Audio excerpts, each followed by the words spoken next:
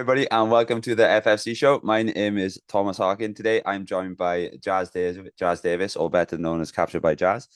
So, Jazz is the photographer for FFC. She also trains down in Welsh Gladiators under Cornelius Sabalaskas. But what I'll do, I'll hand it over to Jazz just to give a bit of an intro. So, over to you, Jazz. Hi guys, I am Jazz, and most of you haven't seen my entire face. Usually it's covered by half a camera, as I'm taking pictures of your fights. So, but yeah, this is me. Hi. Cool. So this is Jazz. So before we start then, Jazz, before we look into FFC and the camera and stuff, let's look back into martial arts and where it started for you. So where did you first start training? I always wanted to do kickboxing as a kid. I used to beg my mum, "Can I go kickboxing?" And I was always told no because I was already a bit not violent but aggressive, we'll say, as a teenager. I was a tomboy. I was always, with the boys, and they were trying not to get me to be more like a boy, I reckon. But yeah, and then when I must have been about 20 years old, there was a gym that just started a boxercise class. So me and my friend, we went there, we started doing the boxing class, and then that turned into a kickboxing class. And then we stayed on for the MMA classes, and it just sort of evolved from there. So my first sort of bit of boxercise, I went into a bit of like pad work kickboxing, and then very quickly it all escalated, and I was training MMA. And that was down in Rage. It's not Rage anymore, it's Kongs in Bridgend. But yeah, that was Ashley Williams was the coach at the time, and yeah, that's where it started. What was when you first done the boxercise, what was that like? What did it feel like? Did it scratch the itch that you had? Yes and no, because I'm not. The boxercise was like exercise. It was very much like exercise, and I was like, well, no, I quite actually like hitting the pads. Like, I would like to get better at that, and that's sort of where it came from, hitting them harder, hitting them with more technique, skill, things like that. And then moving along, the kickboxing was just the icing on the cake. That's where I really sort of fell in love with martial arts, I'd say, as a whole. I sort of dive down that hole. Once I start doing something, I tend to get quite deep into it anyway.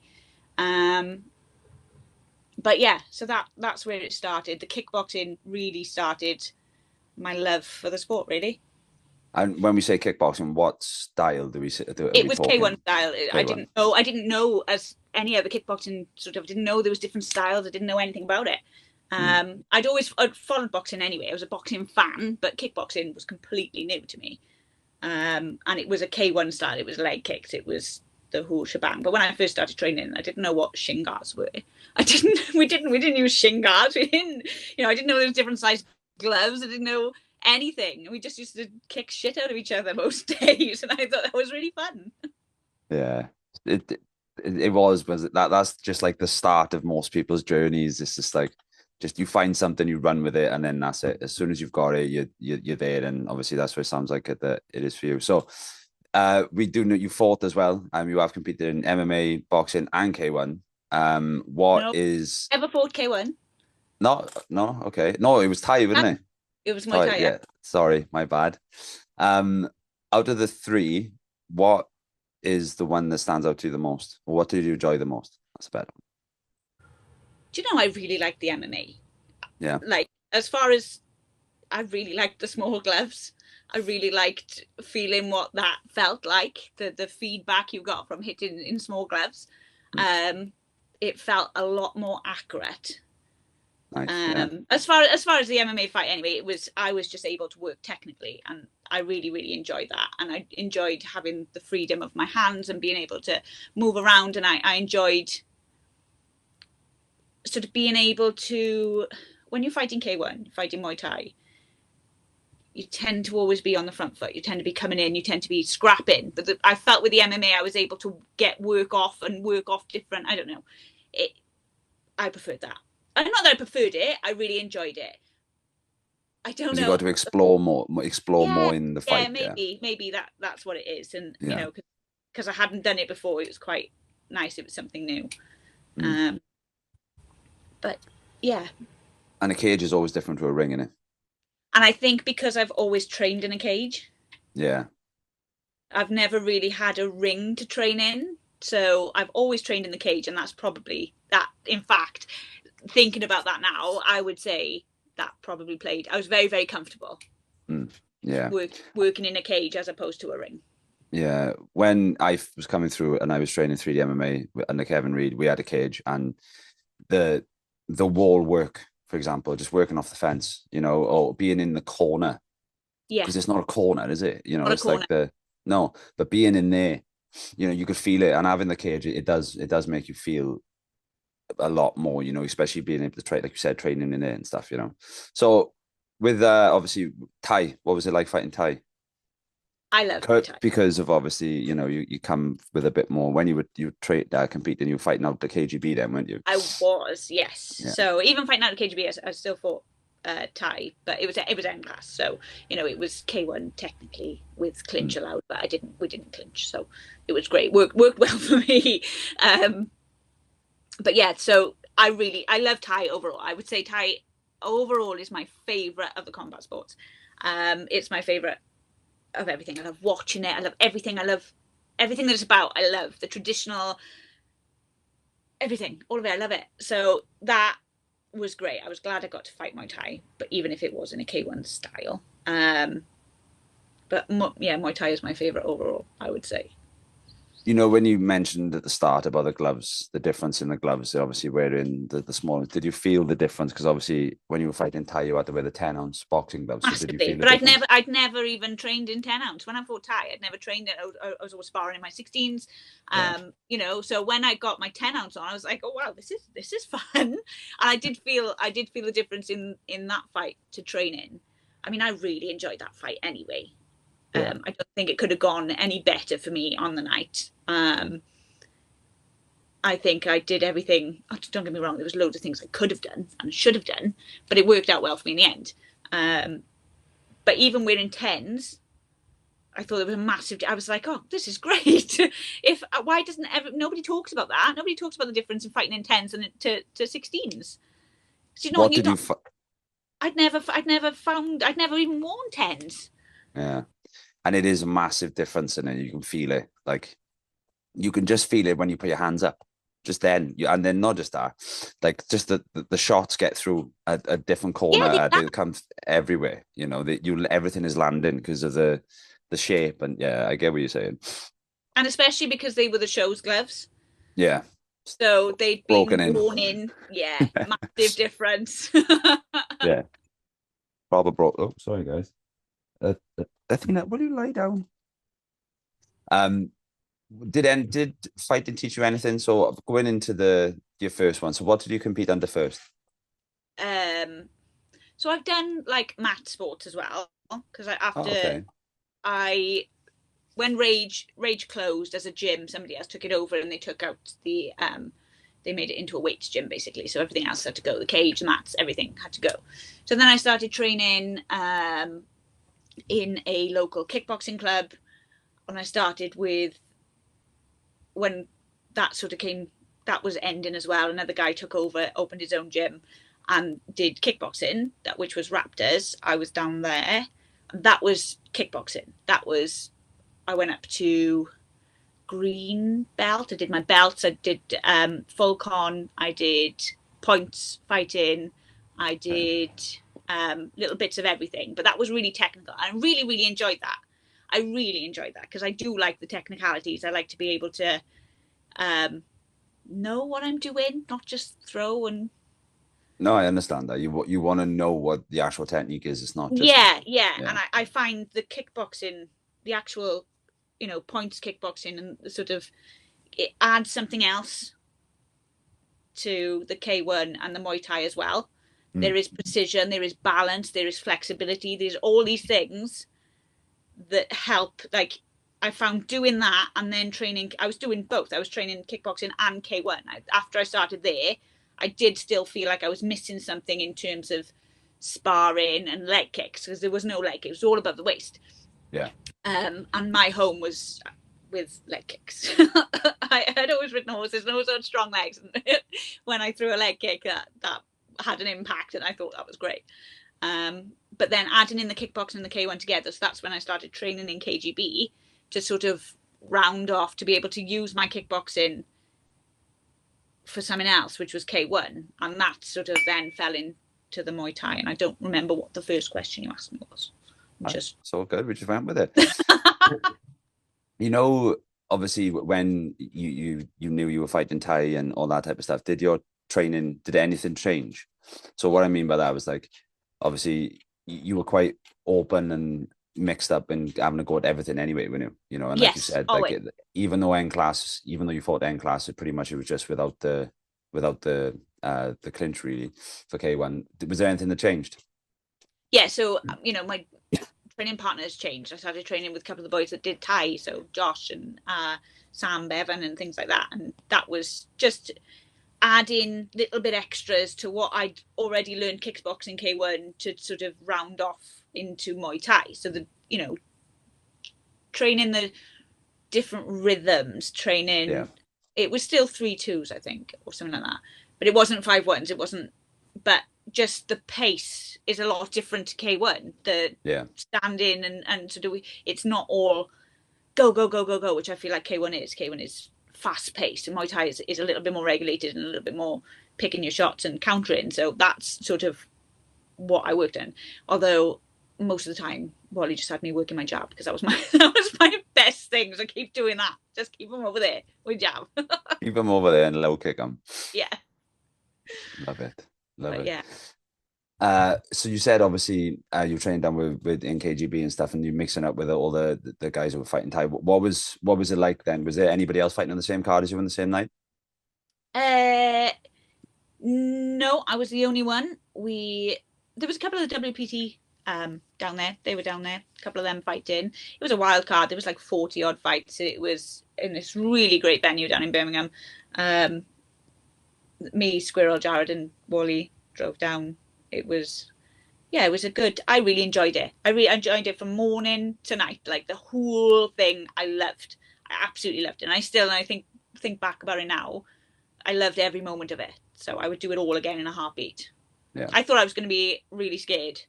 I really thought, you know, I had the panic sort of 5 minutes before, but then I was like, right, well, you know, just enjoy it. What's the worst that's going to happen?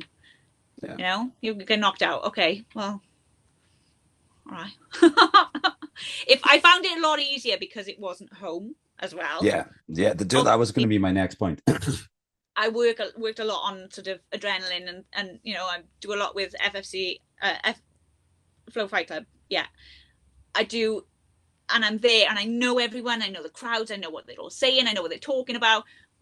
Because it was just us, and my mum and my nan came up to watch as well. But it felt a lot like, well, who cares? You know. Yeah. It was, and I really enjoyed the fight, and the girl, she was lovely. You know, I would do it all again. I keep saying that. I never lose the weight to be able to do it again. So I like food too much.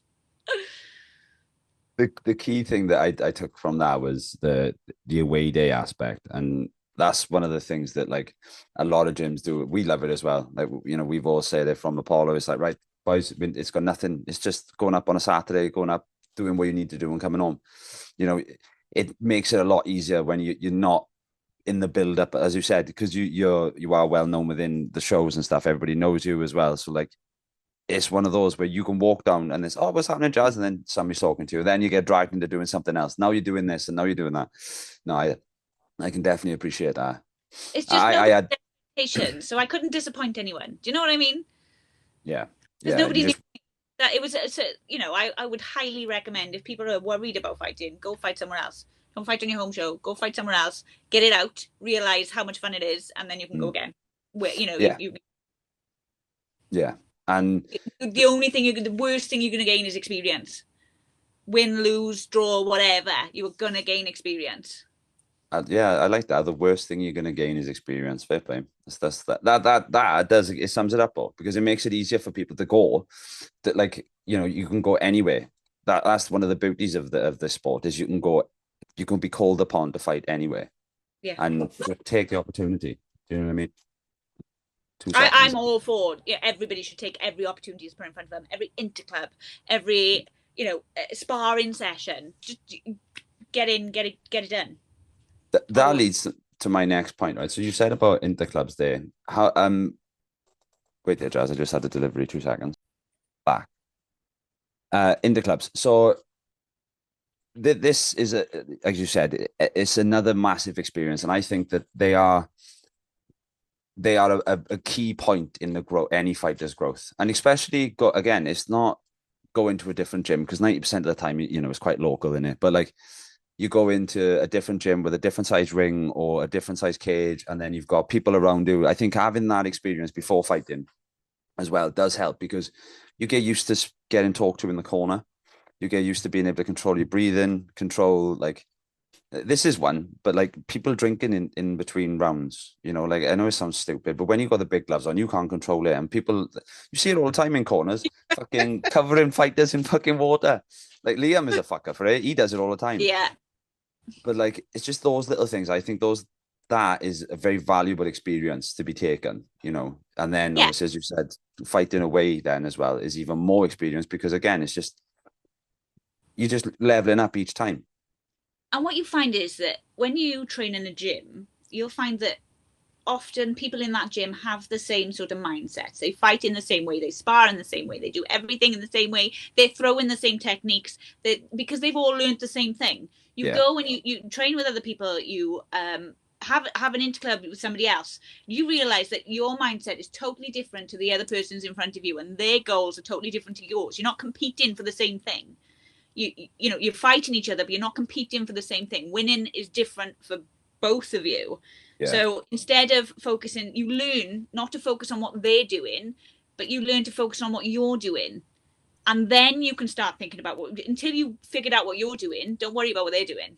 Yeah, fight. And that's the thing I say all the time, fight what's in front of you. So like fight exactly what's going on. Do you know what I mean? Yeah. You're not, don't try and overthink it because people, I find it sometimes they'll not ask for a game plan, but it'd be kind of like, right, I need to do this. Or and it's like, no, don't. You don't need to do that. You don't need to, no, you just need to go in now and just have a go. Just see what happens because the shots that you throw, no, you don't. What's going to happen? Like I go in there and I feel every time I've had, I don't know how many interclubs. I can't even count how many interclubs I've had. And they're still one of my favorite days because I go in every time and I realize that my legs are 10 times heavier when I'm in there and I'm fighting and there's a crowd than there is any other normal time. I can barely pick my feet above the canvas, like every time. And I know that's going to happen now. So I know what to do to be able to overcome that. But until you go and do these practice, you can't practice for a fight. You have to have a fight. You have to go to an interclub. You have to have, yes, okay, they are, the rules are a little bit different. It's not going to be as heavy. But I tell you what, I've been hit harder in interclubs than I have in any of my fights. And this is the thing, they are trying to be controlled. Like you always do get the first, the conversation at the start, right, boys? If it goes a bit nuts, we'll slow it down. But I've seen people get knocked the fuck out. I've seen many people get knocked out. It's like fucking hell. But no, you are right that you can't beat an interclub. And the thing is with them, especially if you come from a gym that hasn't got a ring or hasn't got a cage, and then you go to an area that's got that, so you can feel it. Like for example, you got Welsh Gladiators intercover come up on Saturday. Like their ring is different to our ring, and I know, and it's mad, but it's like because theirs is higher, you have that different feeling. Their ropes are thinner. It's just little things that you pick up from it, and it's a smaller ring and all that type of stuff. And again, you take that before. You take that going into any bout then going forward, and it's just all makes it all easier and better for yourself. For sure, absolutely, 1,000,000%. So on to Captured by Jazz now then. So how did photography first come into your life then, Jazz? Well, as you well know, Tom, I'm quite a yes person. So if somebody will ask me to do something, and generally I will do my best to try to help, or I will, try. So basically, I think it was, I had my camera. I used to do bits with the dog, and when we have the dog and Harvey and whatever, I wanted to make sure that I got all those moments that I have them to look back on. I love photos. are like one of my favorite things. I can look back and I can always remember what I feel when I was there at the picture at the time. And it gives me something. I've got a really bad memory. So it gives me something to like reinforce my past, I would say. So things I want to remember. Yeah. And then one day I think, well, he said, well, why don't you come and, do a bit here. So I did, basically. And I started doing pictures. And then I started realizing how much I loved taking pictures. But not just that, I enjoyed every aspect of photographing martial arts. It wasn't just, just taking pictures, but the jiu-jitsu is one of my favorite things to photograph, believe it or not. It's quite difficult to get a good picture with jiu-jitsu. There's not a lot of still moments. There's not a lot of sense from watching from behind a camera. It only makes sense to the people who are on the ground. So trying to get a good picture of what you anticipate coming and things like that. It also made me realize how much I could learn just from being there. So I would take pictures if I couldn't do the class, or I'd come late. I could still take pictures, and then I could still learn as I was doing pictures. And then it just grew from there, really. I took a few really good shots one time. And I think you were the first person to reinforce it. I think it was... Do you remember the picture? I think it's of Mason holding pads from the back. Yes. Little dragon. He's got his Yes. KGB flow fightwear top on. Yeah. And yeah, that was a really good picture. And I thought, wow, I would like to get better at this. And it's come from there. Yeah, I remember that one because that was used then for the KGB catalog. Was that photo? Yes, it was. Yeah. Yeah, that's the one. No, I'd be honest. Like one of the things that I've always reinforced whenever it's come to anybody when it comes to, because I'd be honest, I always give it as much props as I try to, because you fucking deserve it. Like because you've fought and you've done it and you've been there and you've been through the days and you've experienced it. You capture things that people don't appreciate. Like, I'm not going to say appreciate, but people don't see it sometimes. Like every time you turn up in any gym, right, I always say to ours, I always say to the boys, new profile photos incoming, because it's always going to happen, right? But like my ones, you've got one of me from the Hope and the Rose program, and I'm like leaning on the corner when I was cornering, and I'm like wrapped around the fucking corner, and it's just things like. And then there's another one when we're all standing there. We got me, Liam, and then I can't remember the third person, but we're all standing in the hoodies and stuff. And for Flow Fightwear products, it pops so much. Yeah. And that's what I said. Like when I seen that, I was like, yeah, fucking, you've got to be doing it. And then obviously you come with us on in FFC 1. So what was that like then? Going from, obviously, as you said, so you love the jiu-jitsu photography and stuff, but then what was it like being kind of like there? Because was that your first weigh-in one? Was that the first time you ever done weigh-ins? Yeah, I think so. Well, I think the first FFC was the first event I've ever done. I ever did. I don't even think I'd done any adrenaline, like just as a hobbyist, as opposed to professionally. But I think FFC was the first one, and I saw your vision, and I understood what you wanted out of me, which makes my life a lot easier.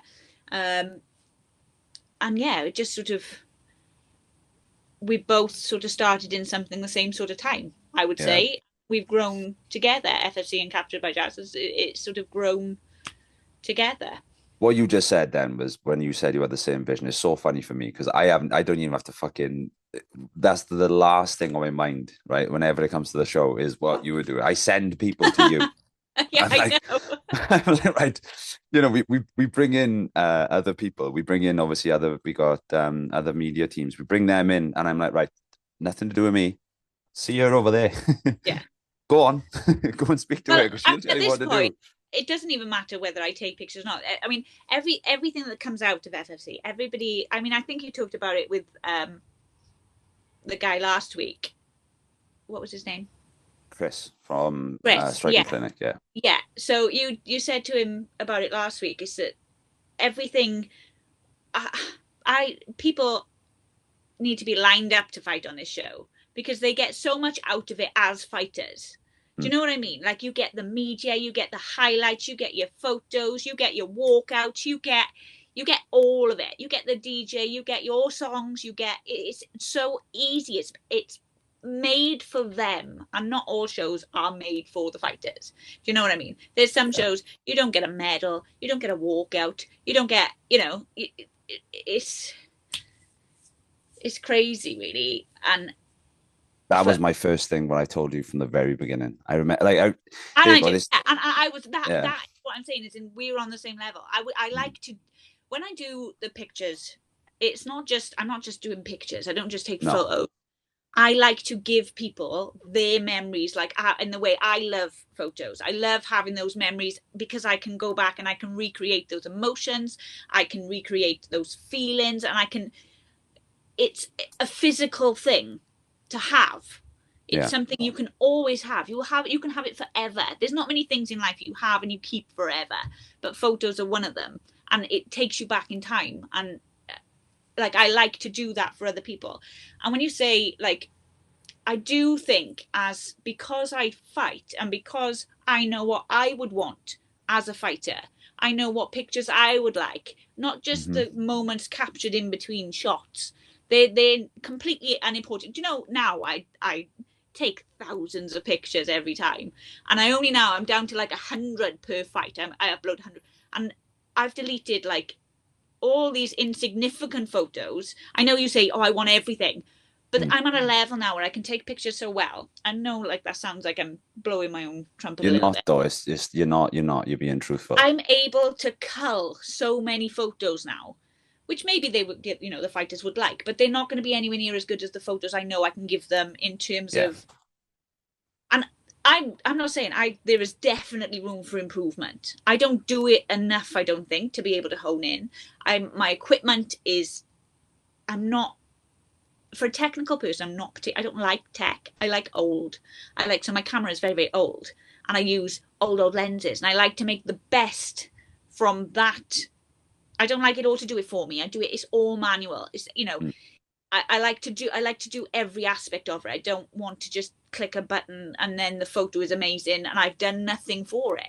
Yeah, on the point of you saying about doing the work, right? Let's just point out that you do the weigh-ins. Our weigh-ins are 10 till 12, and then by 1 p.m. on the same day, the full weigh-ins are already uploaded on our Facebook and already done and edited and sorted. And like, that's a lot. I sit behind you sometimes, and I'm like, fucking hell, like, I'm watching you do whatever. You're just going through them, you're choosing which one you're going to use, and like you said, to touch on the way you take so many, and you put the effort in to make it what you need it to be as well, and that's the best part about it. And as you said, I could press a button and you can have a photo, and it'll be a mediocre photo, and you won't be able to do anything about it.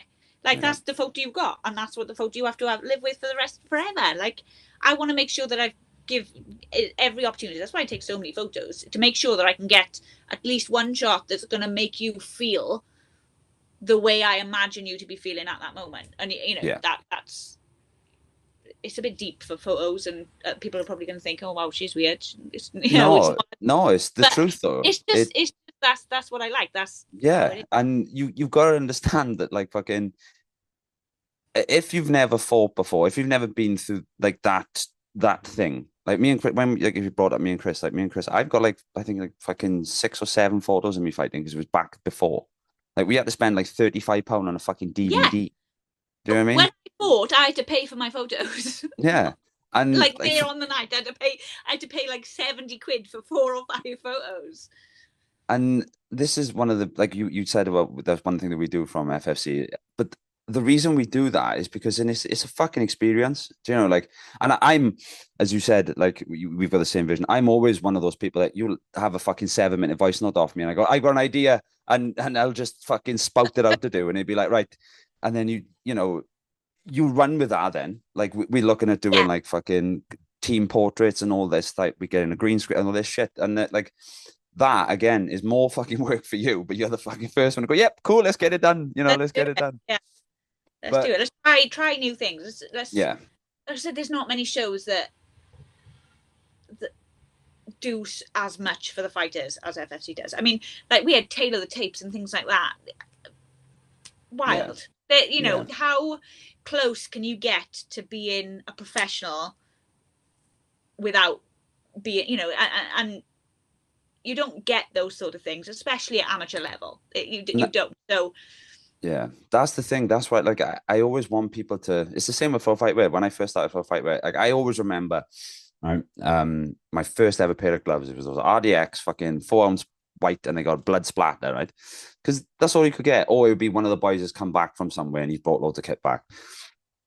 And I was thinking, I was like, right, it's got to be different, or you've got to have your own spin on it. And that's what I want to do with the show as well. It's like you've got to have it's for you, you know, like the walkout is yours. That whole day is when that fight is like, let's say is fucking me versus you. When it's there, the whole day is you. Then it's nothing to do with anything else. There's nothing else going on. It's all about you. And like you said with the walkouts and stuff, the venue helps. I'll be honest, the venue does fucking help. Having been in the welfare does help. Like Ricky says, and I bring us up, the acoustics in the place are fucking great. You know, when you walk out of that, in 10 places at once. I would love to be in the changing rooms taking those pictures, and then be walking out and taking the pictures of those narrow corridors and that, because you can feel it. And I would love for pictures to be able to, you know, show everybody like what that is, because everybody standing outside, they don't know about that. They don't know that corridor is so long, it's so narrow, it's dark, it's dingy, it's cold, it's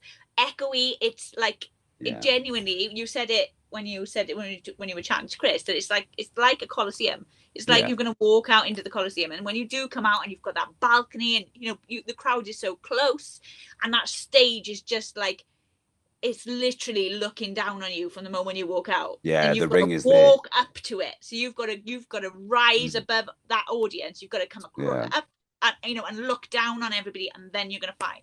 I wish I could get the whole thing. Like, I mean, it's never going to happen, but I wish I could.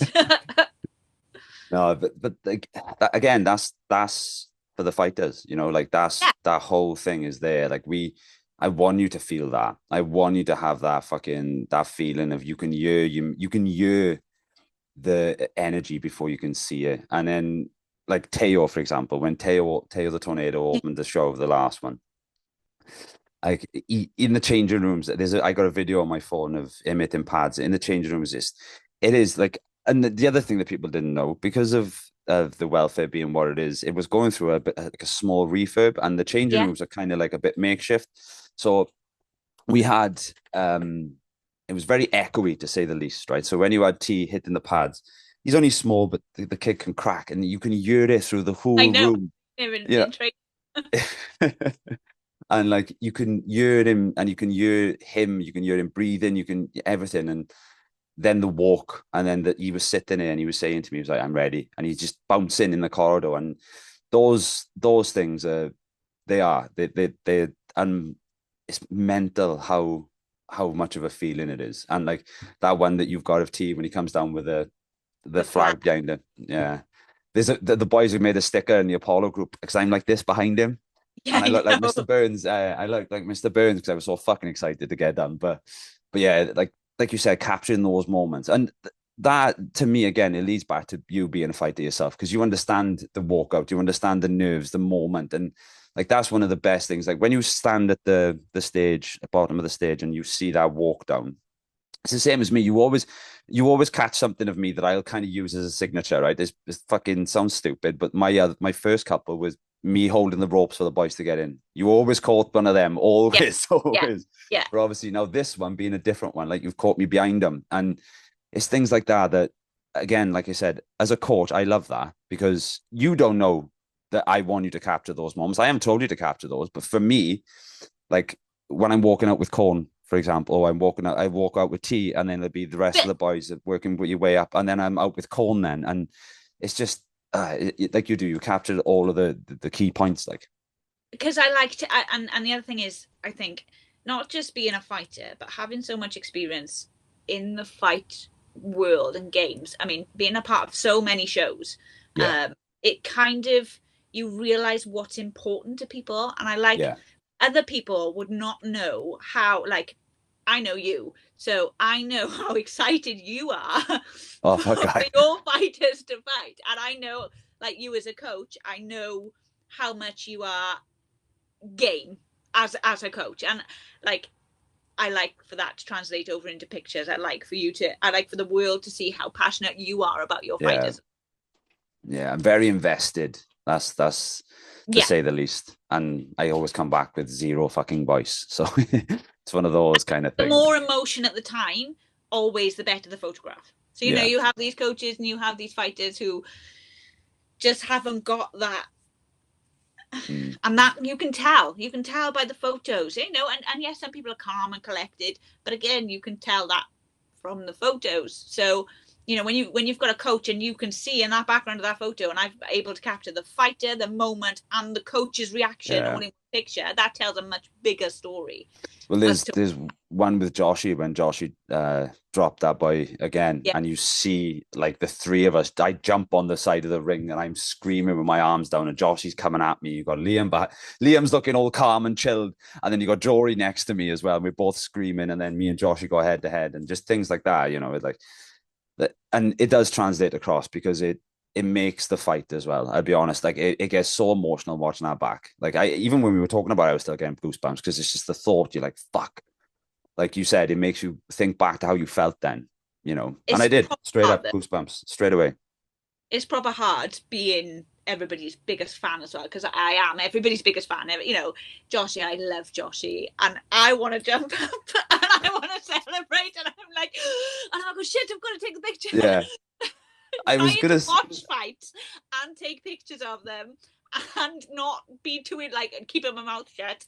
Oh my god, anybody who knows me and knows when they come with me, or if I'm standing next to them on fight night and I'm spectating, I'm loud. Like I will cheer, I will shout, and I will scream for the fighters. So I have to really contain myself being next to the ring, because sometimes I've come close to trying to coach from sitting there with my camera.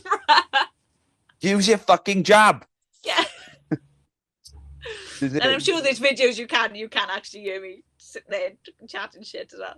Is it hard going from that? Because obviously as you said, you're the biggest fan, and you're around everybody, like, and one of the other things that that people may not know is every fucking thing about everybody. Like we were sat in the BKB last week, and you were sat there, you were sitting there, you were like, fucking look at this has already happened. You were already on point with what's going on in Samurai, and then you were already on point with what was happening with the other shows and stuff, and I'm just like, fuck, she's so in sync with it. But is it hard? Do you ever get emotional? Into it? Do you know what I mean? Like I couldn't imagine life without fighting. Being even though I don't class myself as a fighter, I'm old now and I'm heavy, but I love it. I love the world. I love everything about it. I love being a part of it. But yeah, I'm proper into it. So I do feel like sometimes I do know what I'm talking about, even though a lot of people don't think I do, because I'm a girl and I'm old and I'm heavy. That like plays a big part. I think everybody's always shocked when I say something and then it happens, or I'll say what they should do and then they, like everyone's always a bit like, oh, okay, she does, or I'll come out and I'll say something. People will talk about other people and I'll be like, oh yeah, they've done this and they've done this, and then, like I like to look into things. I get a bit obsessive, and not in a crazy way, but I love it. I love knowing all this thing. I love being able to have those conversations with people and getting their opinions, and then that only helps me, because when people talk about fighting, there's so many different perspectives and there's so many different ways, and people train in different ways, and there's not just one way, and I like to learn it all. If I could learn it all, I would. And that's the thing as well. Like, as I was saying, I was making the point there, like you were such in tune with everything going on, and that's what I was saying, is that you're such in sync with everything going on.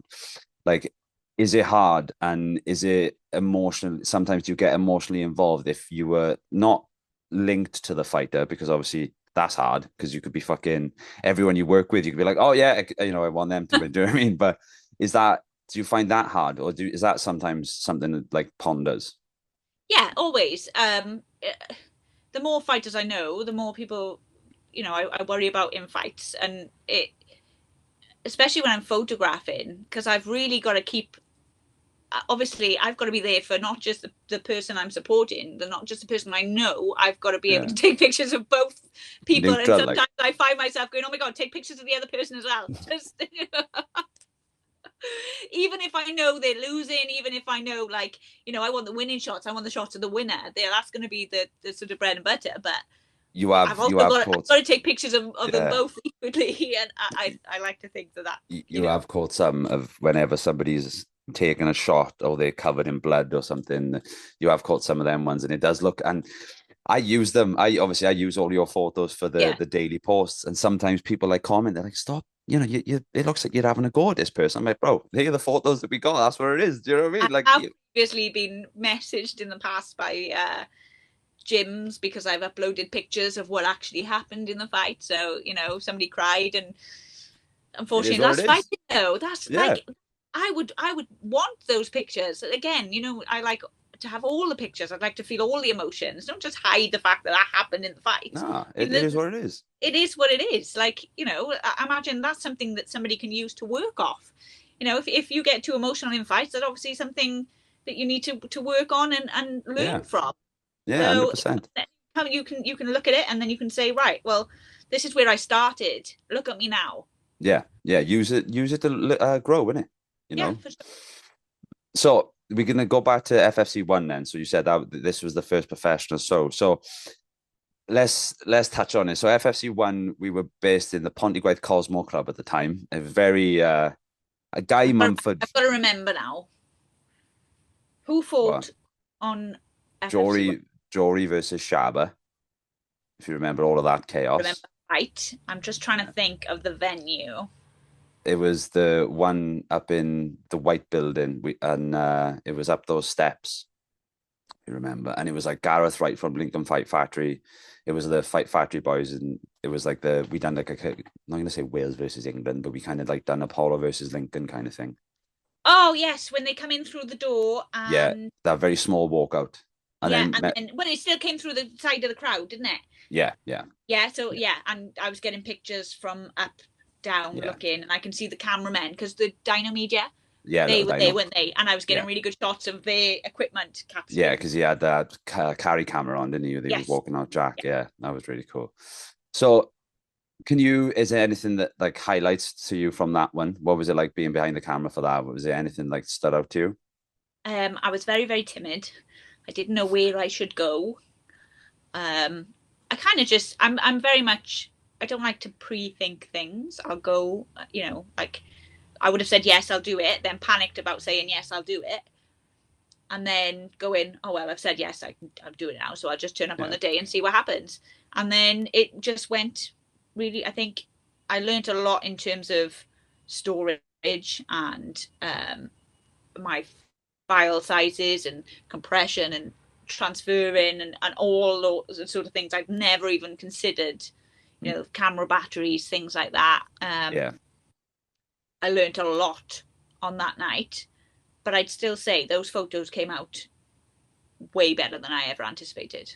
The one that you've got of Jory and Shaba, right? That they're both standing across from each other, and that's all it is canvas, and then them two. That looks fucking phenomenal. That photo does. So that was an accident. I won't lie. Most of the shots from that fight night were accidents, because I nothing I did was from something I'd learned. I was just going with the flow. I was just trying to find, where my style was, and also capture everything and not miss anything. It's very, very hard to want to not miss anything and just take thousands and thousands and thousands of photos. But as the night went on, especially by the time I got to Jory's fight, I'd figured out what was working and what wasn't working and what lenses to use. And the lens I actually used to capture, not that anybody be interested in this, but the lens that I actually used to capture that was also an accident. I put the wrong lens on, and then I discovered that lens is now one of my favorite lenses, especially for boxing. And to get a wide angle and things like that. And taking those pictures of in between, getting framing around the picture, and including the little bits that give a feeling. So like the color of the ring, the state of the ring, some, the ropes, the fraying of the ropes, all adds drama to a picture. So, little things like that I learned a lot from. I think it took me around, I don't know, 15 hours straight to edit those photos. I think I came home and I just went hell for leather on the editing and realized how much I hate editing photos, but I don't have the skills or ability to just send them out without editing them either. So that was a long one, but I had to really learn to take pictures and not watch as well. I think I'm quite good at doing both now, but to start with, it was very, very easy to just watch the fight. Yeah, because the moment only happens once, doesn't it?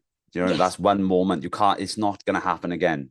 Yeah, and then I learned how to use the camera sort of in line with my knowledge. So I do find, obviously, because I train, I can see what's coming. So I'm there before the shot. So now, like, I'm at a level where I feel like I can see what's being set up. I can see, they feinted twice, they're going to throw this time, and then catch that instead of the feint. And I do feel like, there's millions of fight photographers, and each has their own style, and each look for different things in their photos. And a lot of it is action where, blood splattered or sweat splattered. And for me, a lot of the time is just getting the shot of them throwing correctly, technique-wise.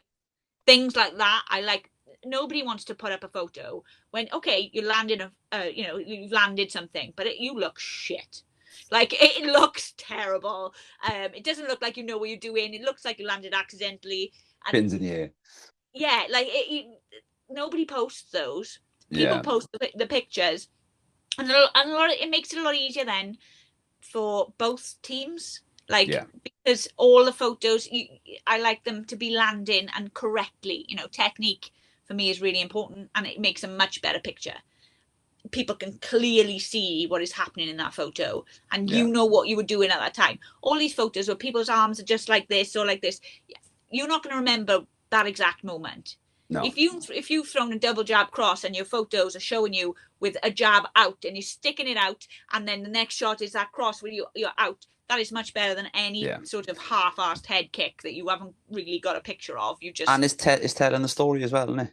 Yeah, tell the story of the fight. Yeah, watch the pictures, just like you would the videos, really. Yeah, but it tells the story of the fight, and I think that having the experience to not, like you said, not predict, but to kind of see and read what's going on. I think that falls back into what I was saying about you last week. Is like, you need that, I think, because fight photography is. I don't think that I know for a fact from being in the corner and stuff, that I know for a fact that like we just said about the arm point, that somebody can just leave their arm out like this or whatever. Yeah. Little things like that. It's not easy to do. It's not easy to sit there and go, right, I got to catch this, or I got to capture this moment. Or as you said, because you can get lost in watching it as well. Yeah. And I think, if all your photos, your hands are down by your waist, that tells you something. you might have won that fight. But if all your pictures, your hands are down by your waist and you're just swinging, and it looks terrible, then, that tells you something, doesn't it? So if you can learn the pictures, even better. Yeah. And again, like we said, I think that it tells the story, and that's the best thing. You need the story. You need to take it. You need to take as much from it as you possibly can. Yeah. And accurate shots tell a much nicer story. Yeah. Visually. So, we've gone from FFC 1 and we're on FFC 7 now, so Rhondda Rampage 7. So obviously, as we said from the start, we've grown together. Has there been any key points that you would have taken from, or any points that you remember the most from the growth? Wow. Key points. I got one. Go on. Back to the jewelry thing in the first one, was I remember being told not to take the shit and just demand what I wanted. And that was told to me by you. Not demand what I wanted, but not to take the shit anymore. Yeah, I remember that. Yeah, Yeah. It's yeah, your show. Your yeah. show. I remember that. That was a You're the fucking great. boss. Okay. Yeah, that was a great conversation. That was. I think that's where the whole Dana Black conversation me and Liam started. Yeah, Yeah. that's where that come from. That's one of my ones. I mean, like, I love it. I love being there. I love that I now have all these relationships with all these different gyms all over the country. They come to, most people that fight on your show, they come back to fight on your show. And there's a Yeah, reason that happens. And you build up these relationships and you get way better matches than just messaging a gym and not knowing anything about their fighters, anything about their style, anything about. yeah, And I think that's what works so well. But they're not just local fighters. People are coming in from all over the place. They come from everywhere, but they come consistently, and you're working with teams of people. Then not just these one-off fighters that feel like they can put themselves forward for a fight and yeah, perhaps ready for. You have coaches, real coaches who know what their fighters are capable of. You've built these relationships with all these people, and I get to be part of that as well. So the growth for me is that I am now so much more comfortable being part of that team and finding myself, fight day for me, whether it's my own fight day or somebody else's fight day, but if I'm a part of it, that is where I feel most comfortable, which is wild. As a female who hasn't been in, I haven't been doing this since I was a kid. I'd started 10, 15 years ago, but I feel most comfortable on fight day. It's my favorite day. Like if yeah, somebody said to me, what do you want to do? What would be your bet? What can we do? Let's go, but to a fight. Just let's. But even more so, if you're part of the whole team that makes that happen, like that's awesome. Like not many people can say that. yeah, yeah. And that is a very good point because you are definitely part of it. And as I've said, I'd stand on my point earlier. Like I leave you with media. It's just like, right, go and speak to Jazz. It's got nothing to do with me. She's over there. Go and speak to Jazz. So we'll obviously that was back to number one. Now with obviously we're going into number 7 now. So the first time we were in the welfare was number 6. What's your thoughts on obviously we touched on the corridors and stuff. What's your thoughts on the welfare? I love the welfare. I Yeah, love the vibe. I love the atmosphere. As you mentioned, Ricky said about the acoustics, and he's spot on. There's not many things Ricky Wright doesn't say that aren't spot on, but he was spot on. He was the acoustics in there, the feeling you get, especially from the balcony. yeah, That is pretty awesome. It's pretty awesome. The changing rooms, the corridors. I like the stage could be bigger. Don't get me wrong. yeah, yeah, I'd like to be able to move around as the fights are happening, but it also the lack of space gives the fight that drama. It gives yeah, it really does add to the drama. The whole, everybody being up there, everybody you've got these eyes on you here, you've got these eyes on you here, and you've got these eyes on you here. That is yeah, it's so dramatic that I love it. I think that's it. Like, yeah. and That's obviously the team at the welfare, the manager, whatever her name is, she's Becca. really Oh yeah, awesome. she's great. She makes She I, life a lot. Yeah, she does, and she like when it come to it, I said this the last time I spoke about it. She saved us. If I'm totally honest, we had no fucking venue, and literally we went up there within 2 hours. She had the full team ready to go. She was done. So I always take props to Rebecca, and that's why like I said, that's the new home of Rhondda Rampage. Now we would not never go anywhere else just because of the loyalty that she's shown with us, and not just that, but she lets us do again freedom. We have the freedom to go, right, this is what we want to do, this is how we want to do it. There's never been a fight show there, and we were the first ones to do it, and just like we've grown with it, like obviously you said about the stage, like we had a stage extender on the last one, so like for this one going forward we've got the stage extended again. yeah. And I think little things like that comes from obviously, we've got to, you're never going to go into a venue and it did on the fucking nail on the head straight away. It's never going to be that easy. So we've seen that we've had to do those things, and again that comes down to Rebecca. If it wasn't for her, we'd be fucked. We wouldn't know how to get a stage extender. Do you know what I mean? So Yeah. glad that she sorts it out. Like, You'd but have been phoning me. yeah, Jazz. find us a stage extender, bud. Yeah. Come on. Yeah. No, I as a venue, I think it's spot on. You've got the bar and you've got the snack shop, and Yeah, there's toilets. It's literally You couldn't. And food from Dan Scrans this time as well. Dan Scrans is Oh, going to be yes. outside. Yeah, He wasn't last time, he was he? wasn't. No, You because he promised. could. You I know. promised. I know. He couldn't move a van, but his van is fucking. Yep, he's there. He's already confirmed, so he's going to be outside. And Dan Scrans is the best smash burger around. To be Absolutely. fair though, the welfare hall ham rolls, they were Oh, brilliant. I know. She sorted us right out, didn't she? I know. They Coming did around with all them well. rolls. They went I down know. quite well.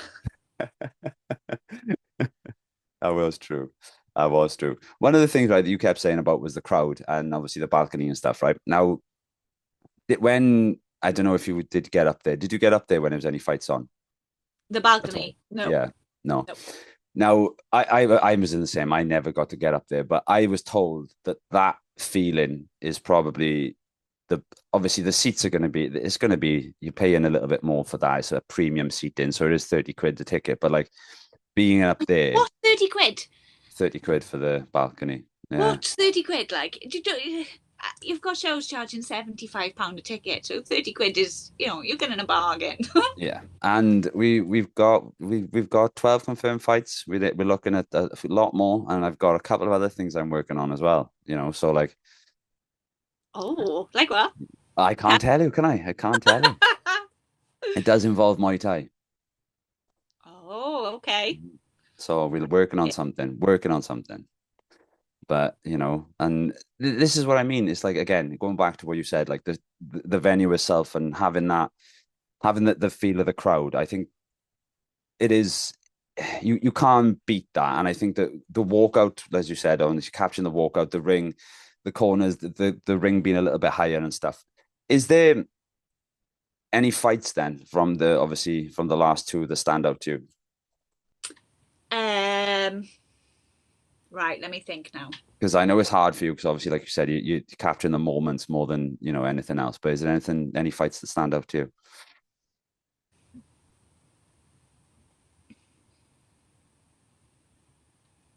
Who fought? Did Joshy fought last time?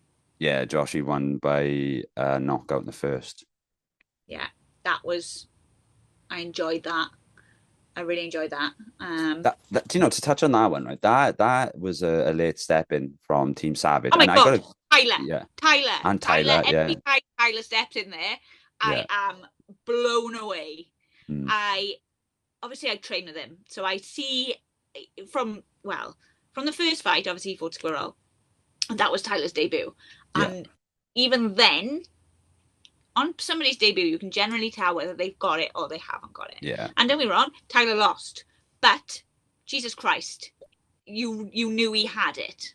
And the fact is, he went back to the gym and he found his niche in boxing. Yeah. Honestly, I've never met anybody who started off doing kickboxing and transitioned over into boxing and became a boxer. Yeah. And without doing like amateur boxing, because that's a different ball game altogether. But Tyler, he honed in on those skills so well when he came out and he boxed. Was it the last show? Or? No, the show before. Show before? Yeah. It was a show before, because you got a photo of him with his glove up and he was on the banner, because he was on the Rhondda Rampage 6 banner. Yes. Yeah. So, but the way he's transitioned over into boxing, his skills and his ability, the levels he's gone up are outstanding. Like, I agree with you. Doing it since he was 3 years old. Yeah, I agree with you, Tyler. It looks so natural. It looks I could watch Tyler box all day long. Yeah, I agree with you. He's definitely he's like, when I was talking to him, I'm really fucking looking forward to him getting back. I really am. Like, he didn't, the fight, his boxing debut was at 50 kilo. He didn't want to be a 50. He told me that, but then now at 55, you say he's comfortable. And you can see it in him. You can see it in the gym. You can see it. Honestly, and not just that as well. When he walked out, it was not this, wherever he walked out, and on his walkout, he's walking towards me. And he's like, "Hi, Jazz." Like, even as he's walking out, right? I know. Like, winking at me, giving me a smile, and he gets in the ring and he's like, right. Let's go. And the whole switch changed, and he's fighting, and it's literally gritting on his teeth. He's landing shots. He's smiling, and it's like a different character to who I know. And watching him switch that on, and the skills that come with it, especially when I see him in the gym all the time, and his skills are really, really good. He's really, really skillful. But when you watch him in the ring, it's a different kettle of. It's like it's amplified by 10. Some people, hold back when they get in the ring and they struggle. Not Tyler. Tyler goes in the ring and he turns it on, and every time he's done it, it's been outstanding. Yeah, it is an exciting one for Tyler, and this is the thing as well with Tyler. Like coming from down with Corn as well, he does the training camp with Corn. He'll be involved. Obviously he spars with Ash as well. Ash being 65 kilo, and Tyler fighting at 55, so he's getting that work in, and that's what makes me so excited with him. Is he's not afraid of hard work, and he's not afraid of fucking getting in the fire. He's really not, and he's just generally so lovely. Yeah, he's fucking great, Tyler. He's one of the most politest kids you'd ever meet, man. Yeah. But it is one of those things with him. It's like, I'm really excited. Like as soon as Colin told me he was ready to fight, I was like, right, sweet, I'm getting matched straight away. He's one of those ones because that he's come in to do a job. He's not, as he said when I interviewed him a couple of weeks ago, he wants to show people what he's done differently. He wants to show people that he's this person now. He's not. He's made so many improvements, and then not just that, but like he's developed as such. And yeah, I'm excited. I really am. I really, really am. I think especially, obviously going training with Corn and going up to St. Joseph's and things like that, he's just going to get better and better. Yeah. Yeah. And that's the thing with him, with Tyler is like, he's, as we said, he's not afraid of hard work, and that's the thing that I'm really looking forward to seeing, and with him as well, he's a local boy. So he's always got a big support with him as well. And to see that, like I said, fucking Apollo, all Team Tyler, as soon as Tyler walking through the door, it's like we all fucking march up with him. It's like, come on, let's go. And that's what I mean. It's a really exciting fight for Tyler. And obviously the JC, the boy that he's fighting, he's having one fight before, and then he's going to be obviously competing against Tyler. So he could be coming in at 1-0 or 0-1. Who knows? But at the same time, like, I do. Like, I know he's going to be coming prepared. He's been training with Ethan Bull, who just beat Robbie on a different promotion. So he's training with him. So it's like, I'm not going to say anything on it, but I'm looking forward to that. I really am. That's a good one. To touch on what you said about Joshy, when Joshy's last opponent that was a late step in from Team Savage. He's great. There's a late step in from Team Savage, and that was their boxing coach. And Joshy said to me, like, nobody knows this, but Joshy said to me, he was like, bro, he said, I was feeling that one. He goes, I'm not going to lie. He said, like, I felt a bit of pressure on that. He said, because I wasn't just fighting one of their fighters, it was their coach now, and he was like, I felt a bit of pressure on that. And I think, I'm not going to say that's what made him go out the way that he did, but I think that having that pressure, I think definitely helped him perform, Yeah. Yeah. I mean, I was chatting to him before he was fighting, and obviously, I think, he just went in there and he turned it on. Do you know what I mean? Yeah, like one of the things. I like it when you don't see that in people in the gym, and then they go in the ring, then you see it. That's like, if you can contain that and then unleash it when you go in the ring, brilliant. That's one of the things with him. Again, Josh is the same. He's not afraid of hard work. He's definitely he's working.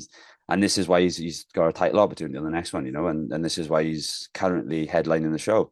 Like he's fought, he's done everything on ours, and then he got called up again to fight somewhere else. We went up to Middlesbrough to compete. He's on that road to BKFC. He went up there, he's done the job up there, and then now come back, and now he's fighting for something. He's getting it done. And I think this is one of the things that with Joshy and Tyler, again, the same thing is the hard work pays off, doesn't it?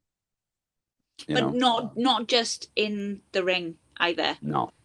You know what I mean? They especially Joshy and Tyler are definitely people who need to train, and that's what training does for people.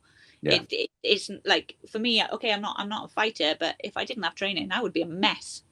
Like, I mean, I'm a mess majority of the time anyway, but without training, I'd be even more of a mess. And dude, I honestly, like when we went through that process of losing the gym, I told you myself, I said to you, I was like, I am fucked right now because I just feel that you're on like this continuous loop of you wake up, you do this, you go to sleep. I literally, that was my day for like 6 weeks, and it felt fucking horrendous. And you are right. Like, it's one of those things, you need it, you know, I especially mean, when you've people been doing it now for so will long. call, they'll make fun of me because I'll go anywhere to train. I'm not like, it's not that I'm disloyal. It's just that I will take my training anywhere I can get it. I'm so here, there, everywhere, all the time. I'm all over the place. So it just happens that if I'm in Pontardawe, I will train in Mamas. If for any Mm. reason I'm in Neath, I will train in KGB. If I'm in Yeah, of Magenta, course. Gladiators. If I come up to Porth, I'll train in Apollo. Do you know what I mean? I'm quite happy to go everywhere. People are like, oh no, you should stick to one gym. No, I quite like the fact that I train everywhere because that means I can train everywhere. That Yeah, means if I need to train, generally I have somewhere to train and I yeah. have the confidence. I mean, it's not easy being a girl going into a random gym somewhere and training with all these guys. There's not many girls I get to train with. It's not But easy being a fucking guy and doing that. no, exactly. It's a really hard thing. So now I've built up these relationships with all these different people. I am able to go and train in their gyms and without any sort of negativity towards, oh, well, you're training with them and you're training, I'm fighting him and he's fighting. Nobody cares. I'm just there to train. And I think Mm. that's sort of, I just love being able to do that. And And I advise it. Like, go and train somewhere yeah, else. Realize what other people are doing, what you can do differently. Add to your game. Like, it's great. I take things away and then I build up my own style almost. yeah. That's what everybody should be doing. Growing. Growing. That's it. Yeah. Mm. Growing. Trying That's what to. it, Trying yeah. to. But That's what fighting it's gives about. people an opportunity to do that. Training Yeah. gives people an opportunity to do that. You don't have to fight to train. That's not. It doesn't. You don't have to. You can literally do it for a hobby. And I keep telling myself that now because I get into sort of fight mode and I get something in my head and I'm like, right, I've got to do it. It's now or never. And then I put so much pressure on myself. I almost talk myself out of going to the gym because I feel too much pressure. But And you got to then, remember though, that's a competitive edge that you have within yourself. You know, like yeah, because you've done it before. Fair enough if you've never done it before, and obviously, you know, you talk yourself out of it then, but because you've done it before, you know that you could go down that, say, rabbit hole, but you know that you can go down that path and you're like, right, I need to be doing this. And then it consumes you. And you know as much as anybody else that it'll consume you. You'll be running in the morning, then you'll be coming home, then you'll be training, doing pads 12 till 1. And then as soon as you finish I that, won't then be doing much running. But fuck off. You just done a 10K last week. I know. I was doing fourth goal 10K running along, and Ricky Wright zips past me, right? And I'm like, I thought I just saw his girlfriend Becky, but anyway, I think right there he is. So I go steaming along. I use everything I've got to catch up with him. I'm like, hey Rick, and he was like, oh yeah. And I said to him, and he's like, "Oh, come on, keep up, blah blah blah." And I was like, "No, you're all right. I just wanted to say, yeah." So you can go on now. I said, "Rick, Back on. yeah, I don't run." I said, I fight so I don't have to run because if it comes to the situation I got to run, I'd rather stand and fight because I can't run." So off he went then, and I was like, ta-da! Just quietly behind, trying not to die. Yeah. But then this is what I mean, though. You know, like what the fuck are you doing a 10K for? Just for a laugh. Yeah. You know, this is Yeah. what I mean. So, and again, like I said, it does consume you. You know, like that's the thing. Training will consume. I was speaking to Shwan about this a couple of days ago. Like he was saying about because he wanted to compete in August, but he's a bit wrapped up with work and all these other things are going on. I Right? was going to So say, is he competing again? no, no, it's yeah, it's just with work and obviously all the other things. It's like I said to him, I was like, yeah, it is, and you don't realize it until you No. do it, how much of a commitment it is. And Yeah. other people around you also don't realize how much of a commitment it is. Not just your training, but your fueling as well. Yes, I was just about to bring that up.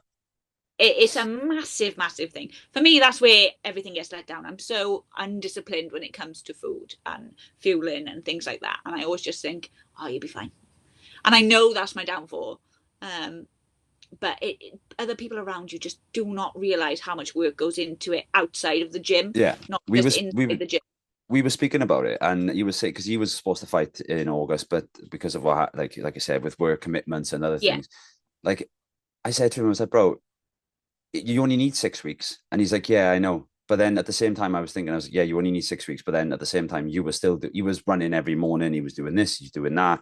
So then, when you sit there and you're just like, it's only 6 weeks, but it's 6 weeks of everything, Yeah. And he said to me, he was like, I remember Crap. in his, yeah, it's fucking hard. It's It is really hard. hard, And I mean, like people do boot camps, like fitness boot camps. Why are people not doing fighting boot camps? Because it's hard. Mm. Like that's not a thing because it's too hard. Yeah, yeah, yeah. And then you always have like the coach has got some evil created on a fucking whiteboard somewhere as Oh, well. that's So like, you. That's well, you. obviously, yeah, yes, of course. Do you know, 18 sometimes love. in the gym, Corner come up to me, he'd be like, I've got this one from Tom. And I'm like, oh, for fuck's sake. I know what Tom's warm-ups are like, cool downs. He just literally tries to kill everybody. So Got to be there's done, something innit? nice though, is there? It's got to be done. Doing It's 18 not love for a laugh. It's got to be done. But at the same time, like you said, though, these are the things that people don't understand, and they are the things that you are committed to, and then you are fucked when you get home. Do you know Yeah, what I mean? And that's the then point. this is, That is yeah, the point. You haven't got the energy to think about anything else. You haven't got no, the energy to spiral off in your head and think about other things. It's too no, tired. yeah, too tight. Literally, come home, Either taken, too tired or I've been punched too many times in the face and yeah, I haven't got leave the social nothing. batteries down to like 5%, and it's just like, leave me alone. I don't. Or if you had a bad sparring day, they're the worst ones. You've had a bad sparring day because you haven't eaten or something, and you're just like, fuck off and leave me alone. Yeah. I don't want to talk to nobody. I don't have good sparring sessions. I remember, excuse me, when I was my last MMA fight, and I was, it was horrible. I just remember coming home from like a morning sparring session, and my sister was like, "You all good?" I was like, "Get away from me, just get the fuck away from me. I don't want to talk to nobody." I literally sat downstairs and I put Supernatural on. I watched Supernatural for 2 hours. I was like, just leave me the fuck alone. I don't want to know. It's like when you go into training, isn't it? And the music's blasting, and it's all pumping, and then you get in the car afterwards and you just turn that shit off. Just yeah. Do not make a noise. Stay. Do not disturb. Fuck off. Yeah. No, I got you. Obviously we go back to some photos and stuff, right? Do you have I'm not going to say a photo that sums up Rhondda Rampage, but yeah, can you recollect a photo that sums up what you think Rhondda Rampage represents? My favorite set of photos, I would say, I can tell you what my favorite fight to photograph was, and then there are certain pictures I can bring to my memory. Yeah, I go through. What I should have done is gone through everything first just to refresh my mind. But my favorite fight that I photographed was Josh versus the tall one. What's his name? From Savage. No. Oh, sure. Josh Embradura. Oh, Josh versus Brandon Brockway. Brandon Brockway. Yes, that fight is still one of the best fights I've ever seen. Muay Thai fights I've seen. Like, yeah, that was being that close and sort of that was. I wish I could have watched it and took photos. Do you know what I mean? And being there and watched it. That's what I find happens is sometimes I put the camera down and I was like, I wish I saw more of that fight instead of I have to piece it together in my brain afterwards when I'm doing the photos. Yeah. But I love how much people don't realize, like, it's such a collision sometimes. If you don't know what you're looking at, you won't see it. So when you've got the pictures, and I find that the pictures from that fight show how much work was done that you didn't realize. So there was shots that you'd seen that maybe at the time you didn't see because everybody's in the air. You know what I mean? Yeah. Like they were jumping, they were spinning, everything was, and you sort of, they were both hitting each other so hard at the same time. You couldn't see both shots landing, but the pictures show the other side of that then slowed down and you can really see.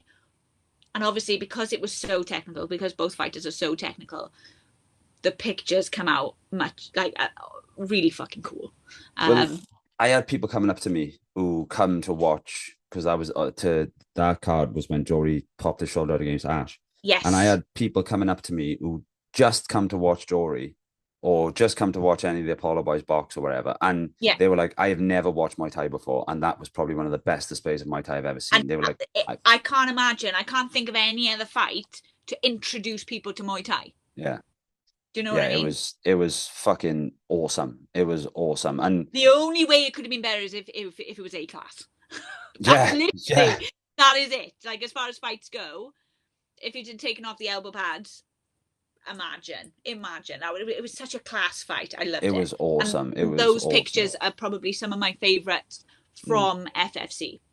Yeah, I'm in the same boat as well, right? The couple of other selfish flow fightwear reasons for that is because they're both in the stadium style shorts and the gloves and everything is matching and all that type of stuff. And like, it was things like that. I because I was warming Jory up, I kind of like, I got to watch a bit, and I kind of got to, you know, me and Liam kind of like tag team and do that thing where one of us will warm one and, you know, we'll go back and forth. And like I said, I had people coming up to me who never seen Muay Thai in their life, and they were like, that was probably the best display of combat I've ever seen. And to be on a promoter's perspective, and for people who've never watched it come up, and I was like, fucking right, there was. And then to watch that fight back, I remember that fight, watching it back, everyone was screaming. It was fucking awesome. It was outstanding. It was, as far as fights go, it was an outstanding fight. It was really, really good to watch. As a spectator, it was really, really good to watch.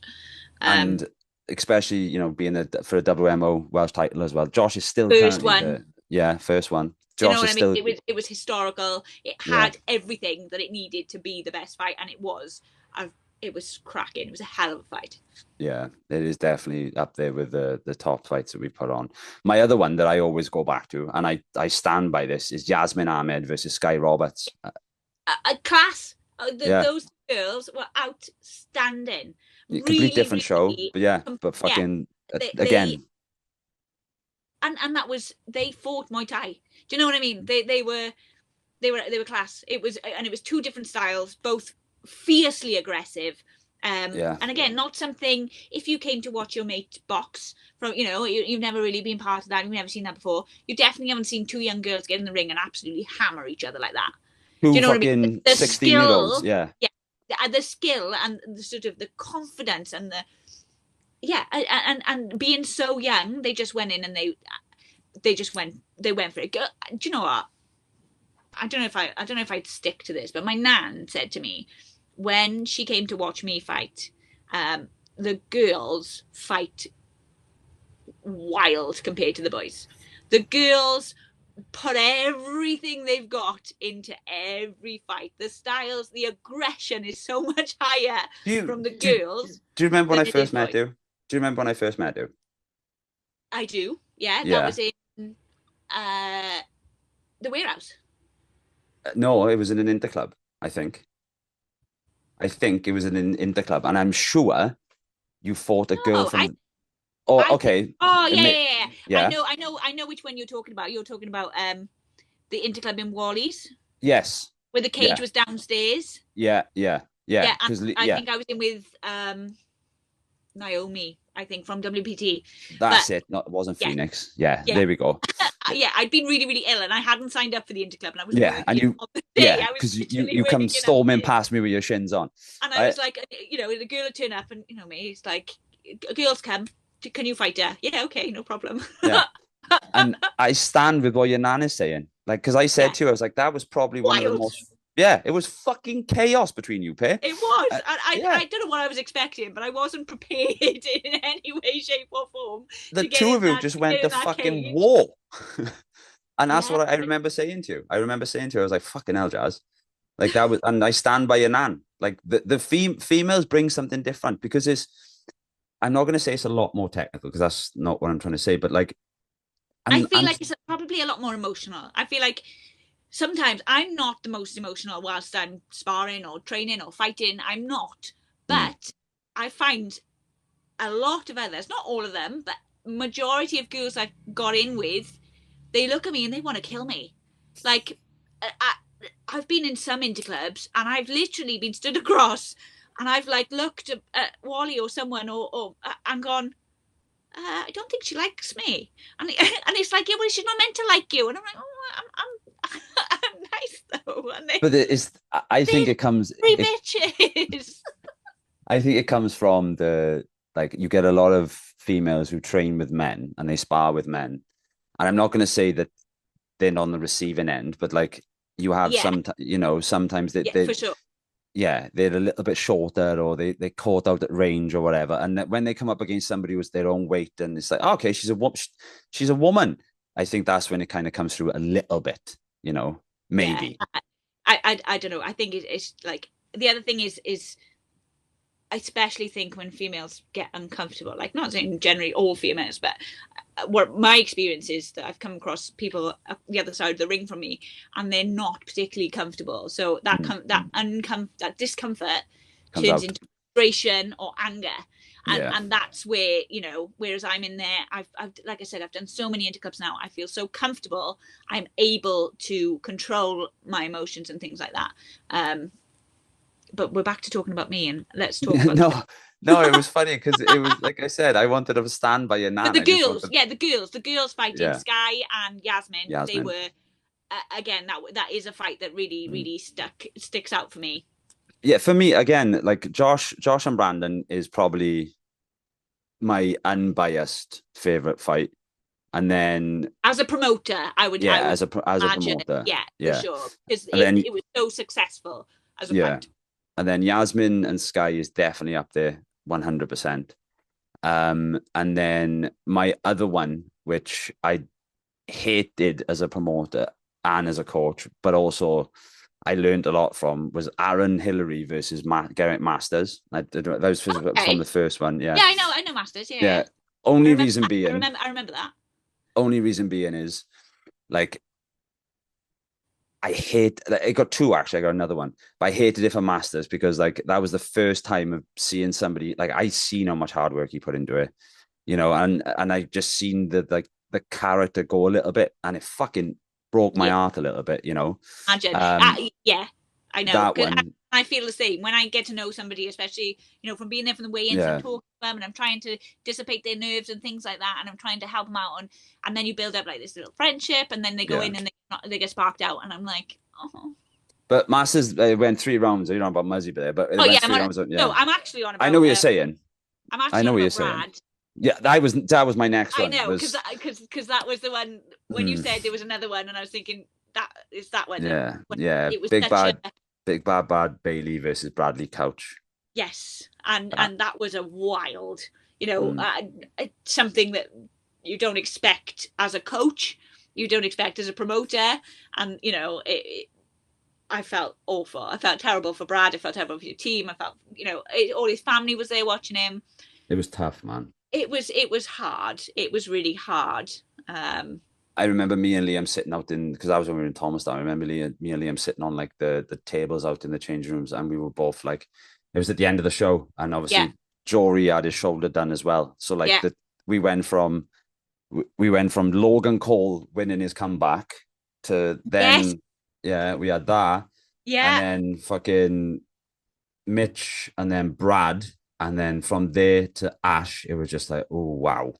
It just went, oof, that was the hardest as a promoter. But again, like we learned from that. And I'd be honest, in total honest truth, that was the first time I've ever been in a corner and I've ever cornered somebody being knocked out.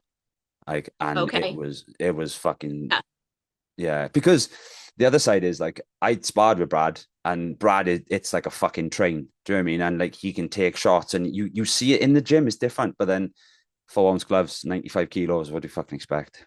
Full of adrenaline. Yeah. And let's all remember, Bradley Couch is no fucking slouch. Do you know what I mean? No, exactly. But we didn't know anything about him. Nothing at all.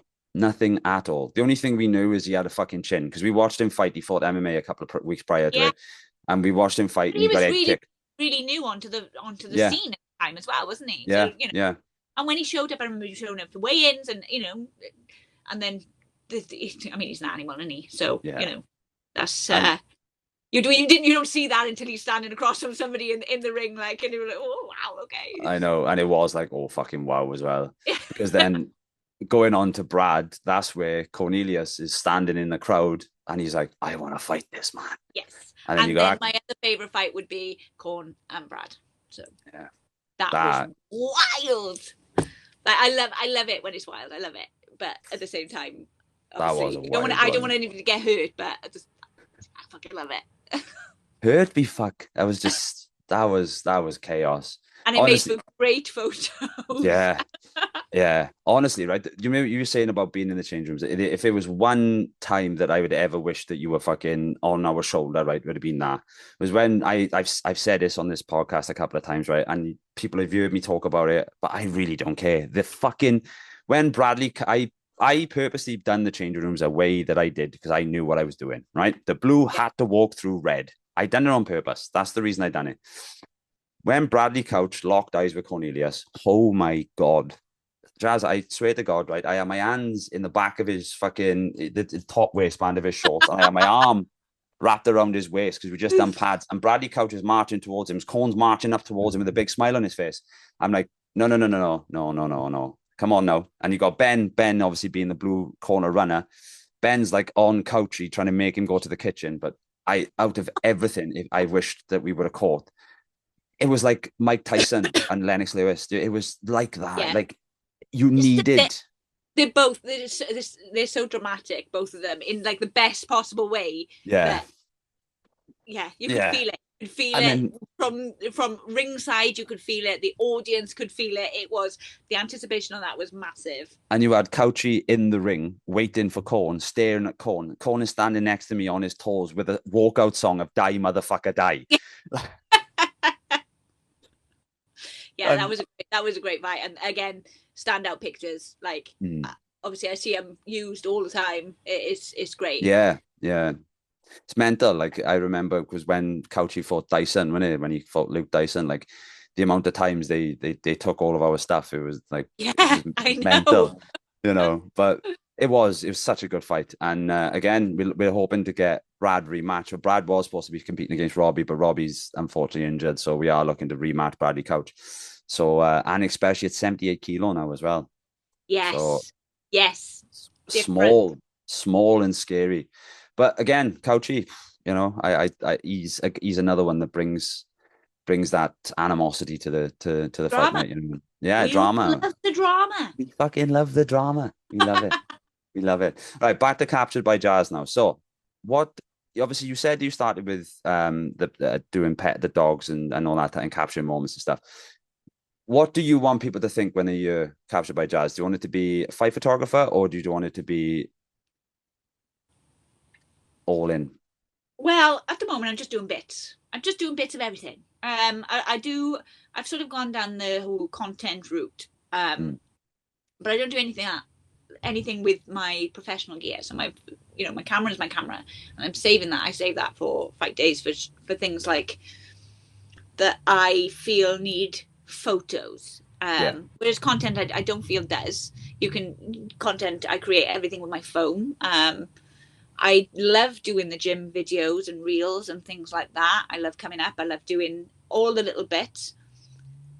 But as far as what I want people to think of me, I mean, to be honest, I'm quite happy with people thinking of me just being part of the team. Like I'm a bonus. I'm an added bonus to take pictures of people. Massive, but the majority of the time, people, they think of me for my photos. I have so many different sort of sides to my personality, and like fighting is just one side of it. And the people in the fight world will know me for my fight photos. The people outside the fight world, the people who I know for like my daily lives, will know me for coffee shop, because I'm always at the coffee shop, and doing content for other people, and that's it. I think media in general, I don't mind being known for media. I don't mind, especially with work and the houses and stuff that I do.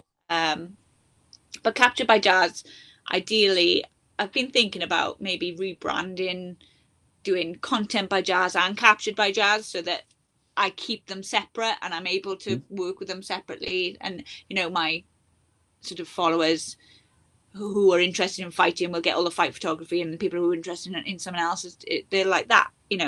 But yeah, I'm not really bothered. You can think of me whatever you want, but being part of the team, that's sound with me. I'm happy to just be there.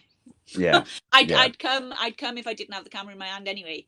So. Yeah, you would. I need you to be there. Like I've said this before, and I stand by it. Like you are more than a photographer, and I've said this on many occasions. I've said it to you, and I've said it to everybody that works with FFC. Like I learned from you. Like I called back in the first show. Like I had to, you turned to me and you're like, right, come on now, understand this is fucking, you were doing this. Nobody should be dictating to you what you want to be doing or blah blah blah. And like these are the things that like I learned from you. And as you said, having you there as part of the team for me is more important than, as you said, just having you as I don't see you just as a photographer. Do you know what Yeah, I mean? I know that, and I feel that. Like Yeah. it's different. FFC for me is a whole. It's almost like a social, as Mm. opposed to a work. It's not work. I don't classify it as work. I don't see it as work. I see it as just life. That's Yeah. like I enjoy it. I love it. I don't just enjoy it. I love it. Yeah. And being part of the FFC team, and Yeah. being able to come up to Apollo, and being able to wear the flow stuff. It's all in for me. I'm all in. So And this is the thing, it's like what you said at the start, we shared the same passion. And I think that we, like you have done other promotions and obviously you've done other events and stuff, but like that's one of the things that I do definitely stand on is like you shared the passion. Is like you've seen it in me because you were there when me and Liam were having the conversations for fucking before we even started the show. yeah, Like you were there. yeah, You were part of it. You were sat in the ring in the old gym, and I'd be on the chair next to the door. You'd be on the ring, and Liam would be on the ring, and we'd be sitting it, and I'd be like, right, oh, we could do this, couldn't we? And we could do that, and we could. And having that because you understood it from the start, that was the stuff that I think definitely helped us going forward because you knew you knew how important it was to us. And I remember you even said to me, I think it was number 4, maybe.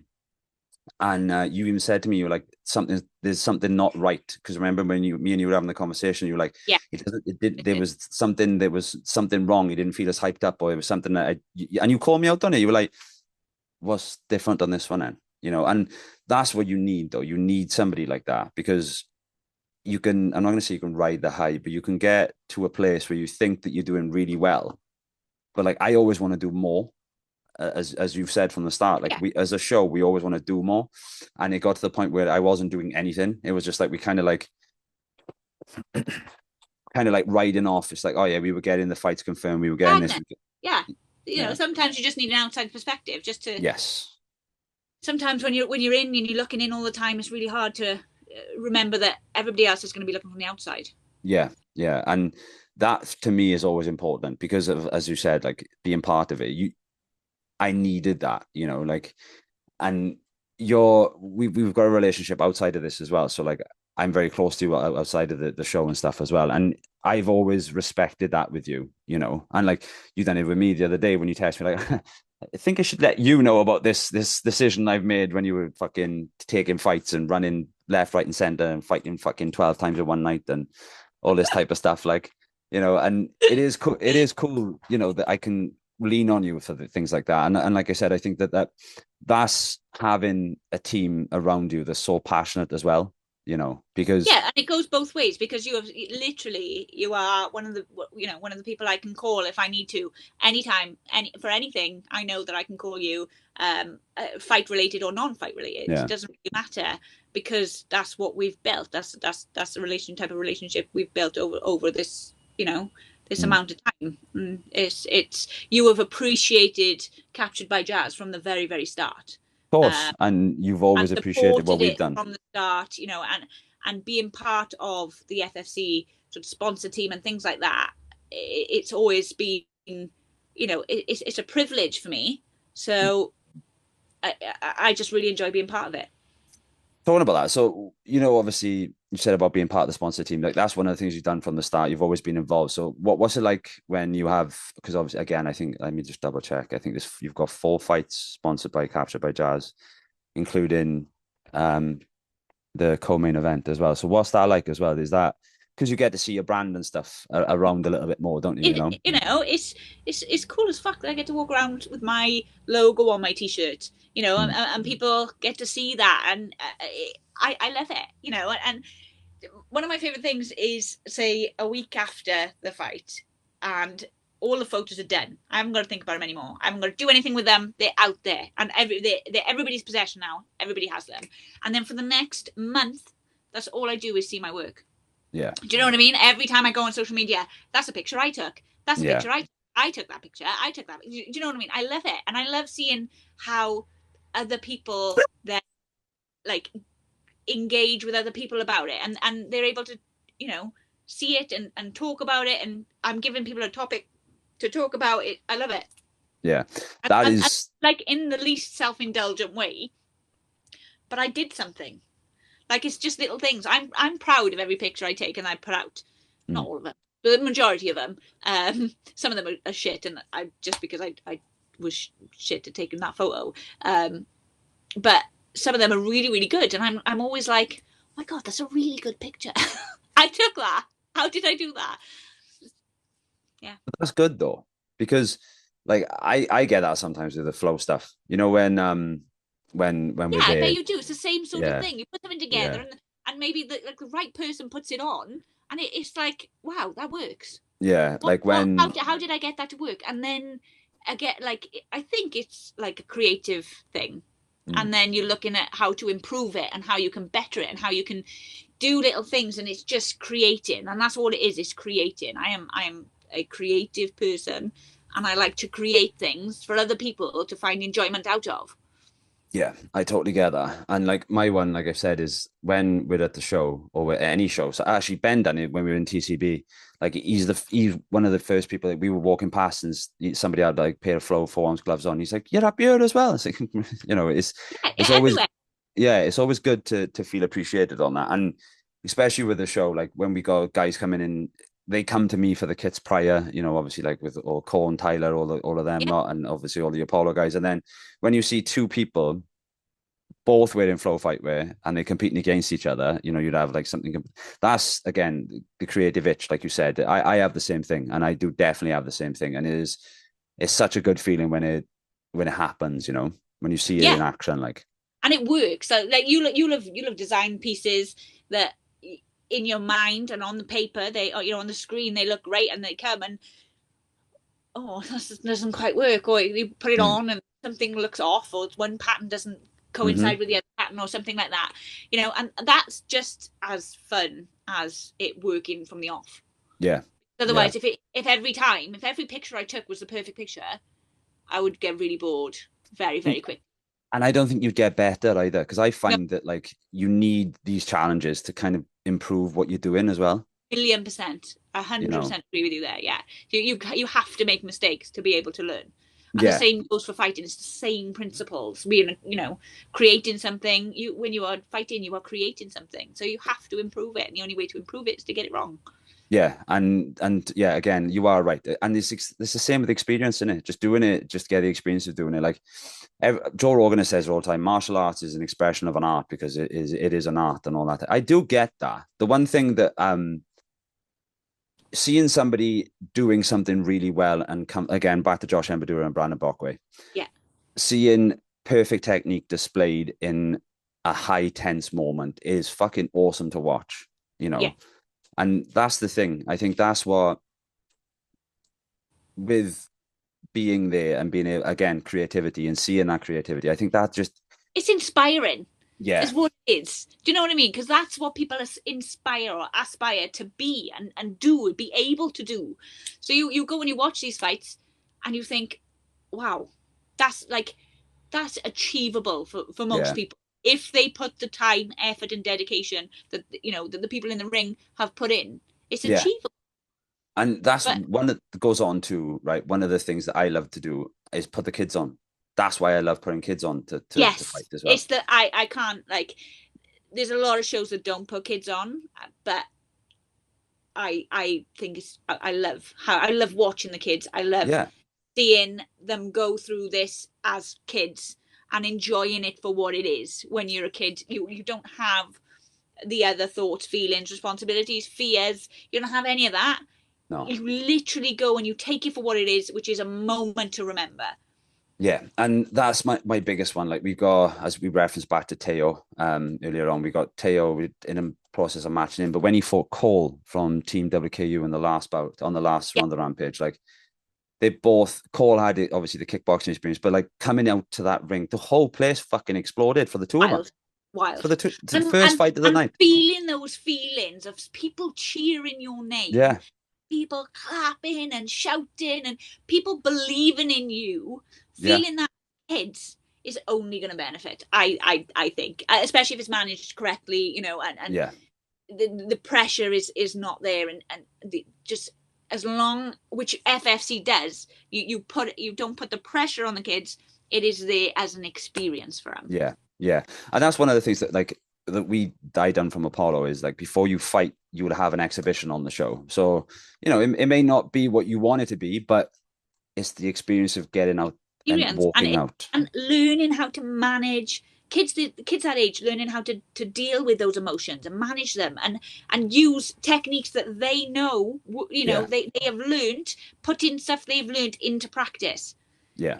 Well, you just said, you actually laid me on, this leads me on to my next point, right? So Big Bad Brad, right? So Bradley Morse from Apollo, right? He made his debut on Rhondda Rampage 3 against Rui, I can't remember Rui's second name, but Rui from Gladiators, right? Yeah. Now, so Brad done that. And then on Rhondda Rampage 5, you had Corey, Hudson, T, all the rest of them were fighting, and they were all just, you could see they were just fucking amped up. Like, don't get me wrong, we had some issues with the team turning up and stuff, but like Brad was just walking around. He wasn't changed or nothing, and he was like, "Look, guys, we can't rush," you know. And I think having that there, getting him through that first one has helped so much. And I think that now he's fighting again on this one against Saxon Woodfin from WKU.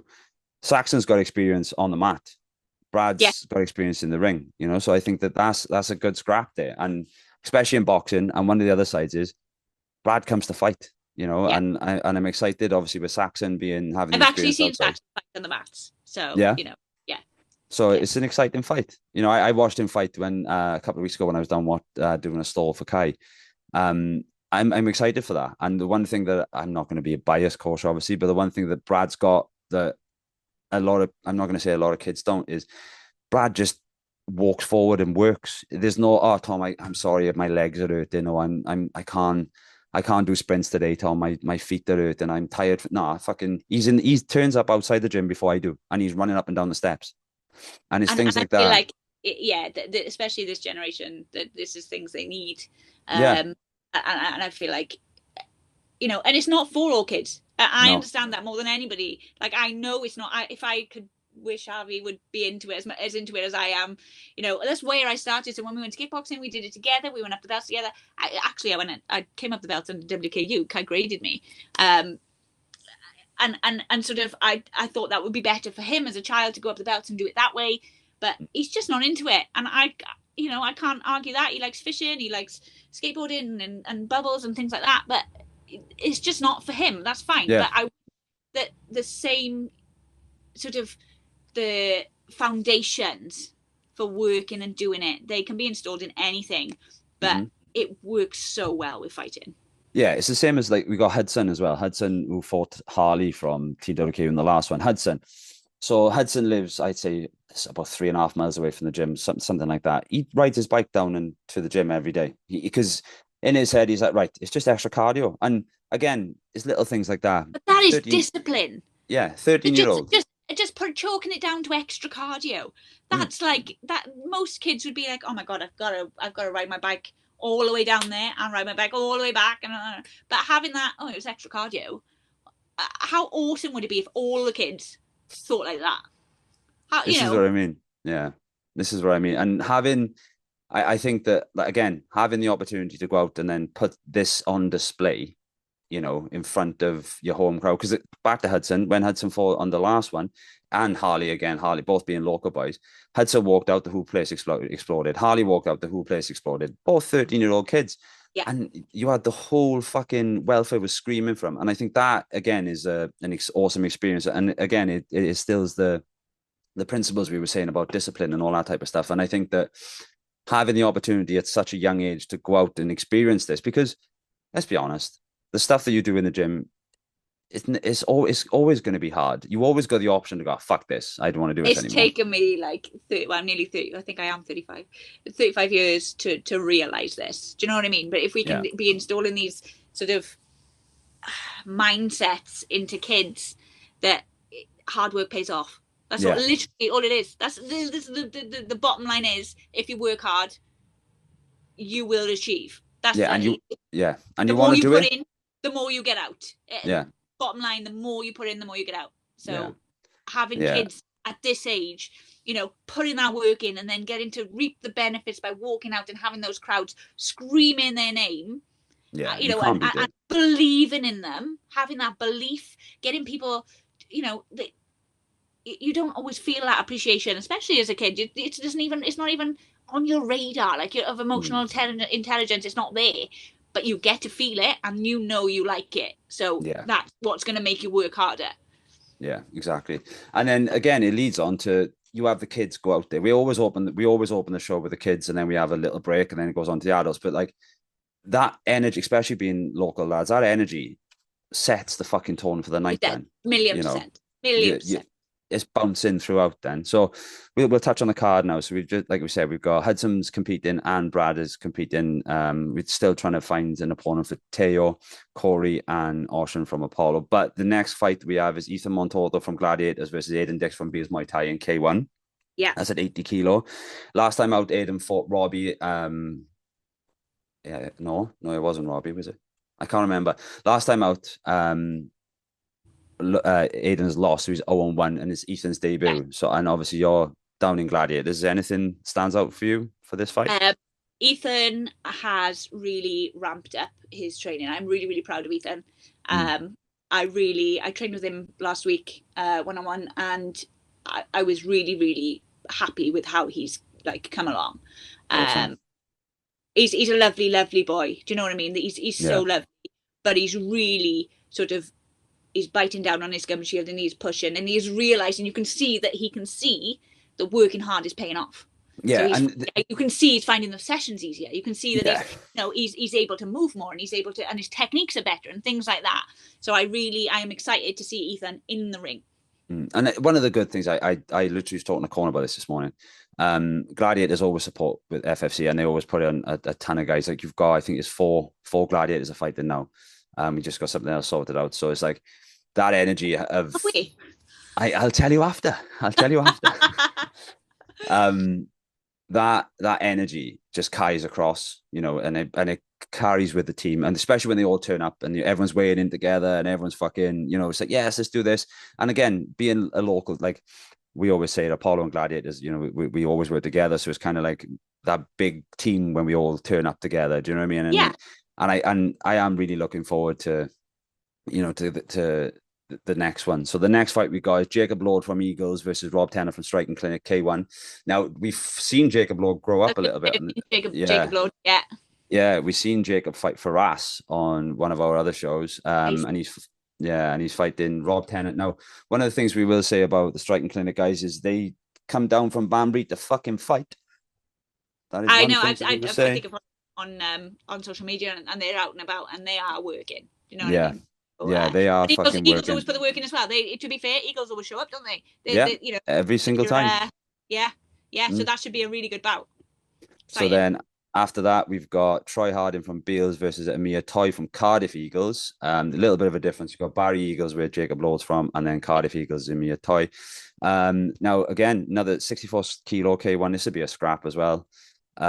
So Troy, I just watched. Mark actually sent me training videos, and Troy's looking. Beals, did you say? Beals, yeah, Beals in West Wales. Yeah. Cool. So cool. Troy's. So looking... they were there the last show as well, when they? Yeah. Beals, so, Mark Beal. Mark's again another consistent supporter, and then after that we've got Connor Han from WKU Spartans Kickboxing versus Dan Costa from JCK Martial Arts. This is a boxing bout, 3-2s. That's a 74. Connor's making his boxing debut, so is Dan Costa. So that's another interesting fight as well.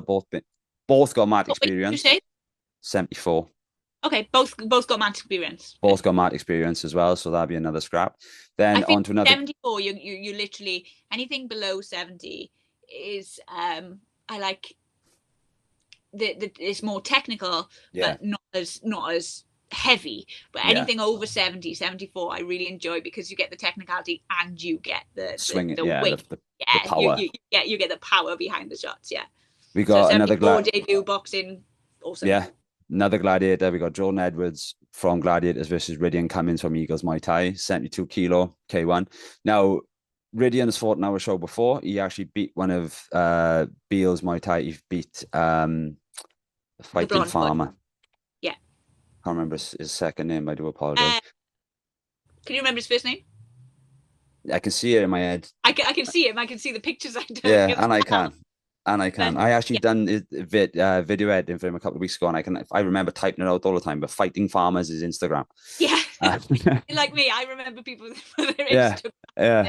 So it's Jordan Edwards versus Rydian Cummins. Now Rydian comes out Eagles Muay Thai again from Barry. Yeah. This will be another good scrap. Rydian comes to fight like we've seen on his last one. Will Lunt. That's it. That's him. That's it. Fucking go there. Rydian beat Will in his last outing, so that'll be another good scrap. Then we got a little bit of break. I trained with Jordan, and I've always trained with Jordan. Jordan was there from when I was training in Rage doing MMA. So Jordan and I trained together for years and years and years. And again, I know Rydian comes to fight, and I know Jordan comes to fight. So this will be. That's what we want. A scrap. Let me tell you, this is going to be a scrap. Awesome. And then after that one, we go to Tyler from Gladiators versus JC Dix from Strike Fitness, 55 kilo boxing. That one opens our, main card, but that one opens our last section of the evening. Tyler and JC. Again, looking forward to that one. Really looking forward to that one, if I'm totally honest, too. I purposely put that one where I did so I could watch that one. I don't blame you. I was saying about, over 70, you get the power, and under 70, you get technicalities, and under 60, you get real technicians and the magicians in there, and, the speed and I love it. I love it. Yeah. And then we've got, watch that. Be a good scrap. And then from that, we go Corey Kopp from Team WKU versus Harry Grundy from Striking Clinic. Now, Corey is going from reffing and judging and first time competing in the Rampage ring. I'm looking forward to this, 78 kilo. I am looking forward to this. Again, Striking Clinic, we know the boys come down to fight as well. So has Corey fought in ring before? Not that I know of. He's beat all Matt. Yeah. Okay, cool. Yeah. Nice. It'd be a really good one. That's one of your K1. fights, that is. K1, yeah. That's sponsored by Captured.Jazz, that one. I always like when the kickboxers come over to K1, especially now with the rule set, because it suits them down to the ground. Like it really suits kickboxers, especially above the waist kickboxers. Yeah. So they're always really technical. So I'm looking forward to that. Yeah, I am too. That's going to be a really good fight, and especially with Corey being obviously a local boy as well. I'm not going to say it's a big ask for Harry, but this goes back to the conversation we had earlier. You have teams who just want to go out and fuck somebody's weekend up, and this is the opportunity that Harry Grundy's got. So yeah, 1,000,000%. He could do some great upsetting. Yeah. And the thing is, one of the things you say with the Striking Clinic boys is like you said earlier, they are active. They're working. They're doing everything they can. And I think getting out and fighting, and that's and I think that's thing. You talked about it with Chris, didn't you? The fact that they're quite used to going to away shows and upsetting everybody. That's I love that. I love that for them. I would love to go every away show and upset everybody there every time. That would be exactly. And one of the other things to them, right, is today's the 13th to the 7th, right? So it's 13th to the 7th, and I think they are literally 10-1 as a gym so far this year. Wow, that's fucking awesome. That's a good record to hold, isn't it? 10-1 as a gym, and that's a lot. And then anyway, so after that one, we go to Gary Musgrove from Apollo versus Ashley Hill from Strike Fitness. Now, Muzzy's making his return. I'm excited. And I am. I'm very excited. I'm excited. I'm so pleased that he's getting back in the ring. Yes. One of the things that I've got to give Gary Musgrove from the first time when he fought Raw One on our first show was Gary had a bit of a battle with the weight, but Gary beat that. I call him Gary's weird. Muzzy beat that. He beat that. He got down to 95. He weighed in. He was happy enough. But he got stopped. But it is what it is. But Muzzy's learned a lot from that. He's held himself. He's kept healthy. He's kept good. He's walking around 96. He's fighting at 95. So what's that? 20 minutes in the sauna, if that. Do you know what I mean? I'm looking forward to this because this is Muzzy's comeback party. Do you know what I mean? Like he's late on in the card. It's kind of like a local boy again, and not just that, but it gives him the opportunity to go out and do what he wanted to do the first time. You know, like he wants to put us. I'm not going to say he wants to go out and beat the fuck out of him, but he wants to go out and show people what he's capable of, and he's very capable of it, and he can fucking hit hard as well. I Do you know don't what I mean? doubt. Like, yeah, he hits fucking hard, and he's game. You know, that's one of the things. That's all I want. That's all I want is he's game. He's up every morning. He's doing fucking. He's running in the morning. He's running wearing weighted vests and all of this type of shit. So he's working. He's getting the work in, and I'm just excited. And the other side is you said about my passion. There's one I'm passionate about. He is one that I'm fucking very passionate about. I've got. I'm not gonna say I've got a lot riding on this one, but like I'm in there with him for this one. You know, like after his first performance, I'm not gonna say it was hard pill to swallow, but it was one of those. But this one, I'm in there for, and I Yeah. really want him to get out there and show people that he's not what happened in his first one. He's got the opportunity now. He's, like I said, he's definitely put in the work. He's putting in all the hours that we need, and like I said, I'm excited for it. It is a good scrap. And then after Muzzy versus Ashley, I'm working on something. I'll tell you after. And then we've got Joshy. Joshy is going to be fighting for a title. This one I'll speak to you after about as well, because I've got something else that I'm working on. I can't drop all this news. Secrets. I know I can't, but Joshy is currently headlining the card, fighting for a title. Now, Joshy has been itching to go bare knuckle, so the closest we can do is the hybrid gloves. So that's one thing that Joshy's going to be doing. I look forward to seeing Joshy in the small gloves for this one, and it'll be a good scrap. But that's the current card so far. We still got some stuff that we haven't released yet, that we are working on, but the card's building really good. We still got 6 weeks, so we're getting there. We're getting there. Even if you only put on three fights, right? But how much are the tickets? 30 quid? 25 for standing and 30 pound for balcony. Have they sold out? Oh, the balcony's fucking pretty much nearly gone. Like, because everybody knows, see, it's everyone wants to sit up there. Right, not being funny, right? The price of a pint there compared to the price of a pint everywhere else, you're making money back by the time you bought 3 pints.